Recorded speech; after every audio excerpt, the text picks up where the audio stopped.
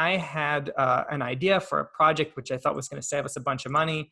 I pitched it to him literally in an elevator. So taking the elevator pitch to like a complete literal definition. Yeah. And he loved it. And he said, cool, like you're hired, here's a budget, come move to my department and you can work on actually building this product out.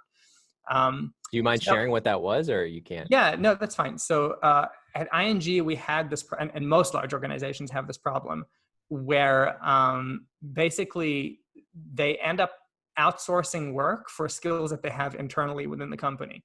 So this became super clear to me when a colleague of mine came to me and said, listen, ING in Greece just released this great recruitment video, and it was made in Flash, right? The problem is that it has ING Greece written all over it. And I want to just take out the word Greece and like use it for our country, right?